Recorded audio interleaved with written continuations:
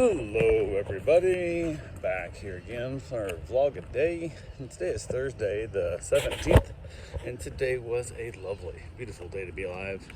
Got up this morning, a decent time frame, got up and around. Wife got off to work, got the dog outside.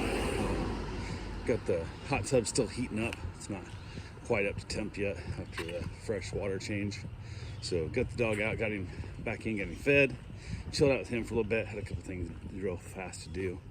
Ran over, took care of some cats that I'm caring for until like the 22nd, I think it is. I'm not sure how long I go over there. So, but went and took care of them, got back from that, went back, I swung by the bank to cash a check, and the bank wasn't open yet. So I was like, shit, I'm here too early. So I gotta set a reminder to go to Cats later tomorrow so I can get back, and on the way back the bank will be open then. So but other than that, got back to the house, chilled out a little bit, hung out with the dog, got a few things done, working on some yard stuff, just cleaning up after the hurricane. It's just so much work that just really kind of sucks, but it is what it is. So I got a few things done there. Head was hurting a lot. Woke up with a pretty bad headache. Wasn't really enjoying that too much, but was able to get a few things accomplished. Went ahead midday, mid-morning, I guess I should say, got a text through a client wanting me to watch their tiny little 4-pound dog tonight, and while they went out. And I basically, normally for I require meet and greets to meet the dog and stuff, but since it was only going to be for a few hours in the evening, and there's a good chance that the other dog would be going home before it got here, I was like, who cares, because it'll be the only dog in the house. And then she wanted to meet beforehand also, because she said it felt really weird just dropping a dog off somebody she's never met before. And I'm like, yeah, I'm perfectly fine doing a meet and greet. So she wanted to schedule it for 11 in the morning. So I was like, cool, got that set up. She texted, she's on her way. Went ahead and put the other dog in the bathroom so we kind of separate them out a little bit. She had mentioned that her dog kind of gave the indication in the conversation that her dog might be one that likes to mark things when there's other new dog smells around. So I wanted to get her dog out to the backyard as soon as possible. That's why I left the dog locked up, not locked up, but just in the master bedroom, so it's not interacting there. So I could go straight out to the backyard, let the dog out in the backyard a little bit, let him run around. Tiny little poodle Shih Tzu mix thing, like little tiny thing. Cute as a button, but just, yeah, what it is what it is. He's scared of everything, so she's having to drag him into the house, and he doesn't want to change from the rug to the hardwood floor. He was scared of it, kind of thing, and different stuff. So, but got outside, we chatted a little bit. She seemed fine with it. I told her to go ahead and book it, so I had it booked on my end. Told her to finish the booking on her end. We would do the whole house or the drop off this evening, and she was looking for somebody, if it goes well, to watch the dog 1 week a month, possibly, while she goes back to Europe and whatnot. So I was like, okay, cool, no big deal. So then about an hour goes by and still hasn't booked it yet. I'm like, sending a reminder hey, it's booked on my end, but you can finish your end up, which I wasn't sure if it was, just waiting, or if she'd reached out to 5 other people, like Rover suggests all the time, which is kind of dumb, because then it hurts everybody else's ratings.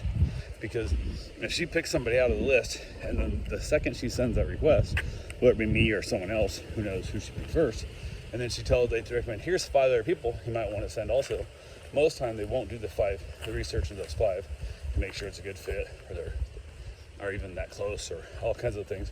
But with one button, you can send a request out to 5 other people, which then, you have 5 people who are getting denied a booking, where one person who they originally booked probably going to get it. So Rover's really dumb on that part, because they put so much credit in the how many times, how many requests do you get, actual bookings, which it's pretty high, I would think, for most people, if you let them just book the one they want, not the moment that you send that one.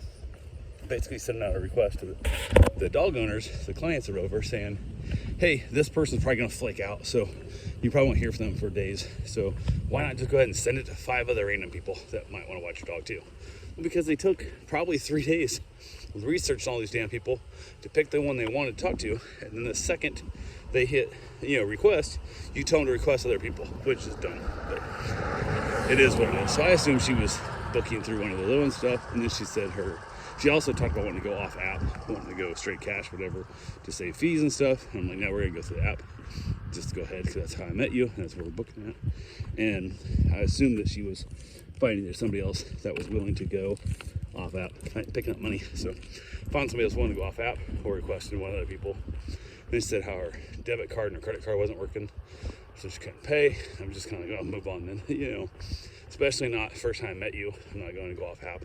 It's just not going to happen. And then probably an hour after that, I get a text saying she got it all figured out. Her debit cards, her credit card, whatever, was working, and she now has it booked. And then like a minute after that, I get a big request from Over saying it was finalized, so we're good to go. So it's like, cool. Told her same as the meet and greet, text me her ETA when she heads over, and she's right here in the shores, so it's not very far away, but it's all good. So got a few other things done, waiting around from there. Everything was good to go. Went ahead, reached out to the dog owner that goes home today.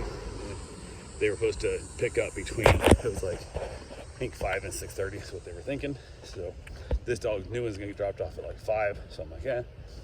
The dog that I have is pretty rambunctious and not very sure-footed, so I was not sure I was going to let them play very much, because the little tiny dog is very getting stepped on, and that would not be good. So I was kind of hesitant on it, and they reached out and said, actually, we're going to be back in town, pick the car up, or we got to go pick our truck up about 4, so we'll be at your house shortly after that. So I was like, cool, everything's good to go there. So figured out time frame.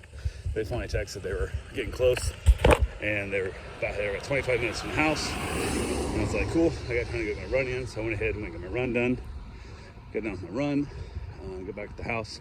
They said they were on their way, so met them there. Didn't have time for a shower, but hung out with the dog real quick. Got the crate and stuff out. Got all the food and everything ready to go home, all their supplies. They showed up, we got everything loaded up, and we started chatting for a little bit about the trip and how things went, about house insurances and flooding and hurricanes and just random shit. And then before they got out of there, their dog showed up to drop off. So they went ahead and left, picked their dog up in. We headed in, chatted her for a little bit. She's heading out for an evening out at dinner. And I told her she wanted to pick up at like 10 o'clock. And I'm like, yeah, I normally don't do that. After 9's the latest I pick up, because with other dogs around and stuff, it just makes for a rougher night to have the dogs get riled up that late. But I said, since it's just your dog here, the dog's going home, I'll go ahead and tolerate it this one time. But if that's going to be your regular MO, this won't be a good fit. And she goes, actually, I was looking for an excuse to get home earlier than that, to tell the ladies she won't be out that late. So she goes, I plan on being back by 9. That way I can tell them that's why I got to cut out early. So I was like, cool, that works. So she headed off. I went ahead, had the little dog, let him outside, let him pee on a few things out there, and I was not really certain that my fences had to dig a couple trenches underneath it, like to let the water drain. I'm not certain this little shit can't fit out of. So, and she said he's dug out underneath the fence before at her house to the neighbors a few times. So definitely wanted to keep an eye on him. So I went ahead and let him on leash while he's out there, let him play around a little bit, and then headed back in, grabbed myself a shower, and it was good to go there. He was just chilling out, being a super good little dog. Wife got home from work, and little puppy come running up to her, and she was super excited to see the little tiny puppy. So from there, went ahead and headed across the street to go change my father-in-law's air filter, and also introduce the little dog to a cat, because the dog never seen a cat before, and the lady had said she had no idea how he'd react. So took him over there, had an interaction. I think my father-in-law's cat is real laid back and pretty easy going, doesn't get excited about much. So they jumped up and got a little nose to nose and kind of a little bit excited by each other, but nobody really gave it in. Cat turned around, dog sniffed the cat a little bit, dog turned around, cat sniffed the dog a little bit, and that's pretty much it. So father-in-law got to play with the dog a little bit. I realized I forgot to take his air filter over, so I ordered new air filters, and they were still in my house. So couldn't change the air filter in his furnace, which is what my main goal of going there was, but it didn't happen. So overall, not a big deal. So headed back to the house, went ahead and ended up having leftovers, knocked out our tacos for our leftovers, which worked out well. And no, I go back, that's wrong. We didn't do tacos for leftovers. We did that yesterday. Forgot what meal I had. I ended up doing basically tater tots with chili cheese on top, or not chili cheese, chili dog, beanless chili on top. So imagine like a chili dog, but no hot dog. So I did the tater tots in the air fryer. As I was heating up the chili on the stove, I was like, it was going good. It's getting close to being done. tots in the air fryer and thought, I'm gonna throw some cheese in that baby. So I chucked in some mozzarella and melted it down and ended up having a cheesy tots with chili on top. And holy crap, that was good. Probably a little too much cheese on there, but it's hard to say. You're getting too much cheese, but it was really, really good. My wife ended up having an omelet and watched a little bit of Young Sheldon. And me and the little dog headed back outside. Again, left him on a like a 20-foot lead I had out there. So he's running around the yard. Coming up, hanging out in my lap, chilling out. He just sat next to me while I ate. Really good little dog. So pretty excited about that. She texted, she's on right back, get the dog back. And then basically hung out a little bit, finished my cigar up, and then headed in for bed. I got a new phone also because my phone's been messed up. Home button quit working and stuff on it. So I'm gonna sync it up, try and move all the data over to the one, and wouldn't go. It wouldn't go. It's taking like hours and hours and hours, like 6 hours, so it still wasn't working. So I restarted it like 3 times and gave up, reset it again, and basically let it go as I went to bed, and still was not a go. It was still, just kept screwing up, kept saying different reasons why I couldn't sync, different situations and whatnot. So went to bed with, right now, my old phone not working correctly and actually not even synced up as my phone. The new phone not working at all, but it thinks it's my new phone.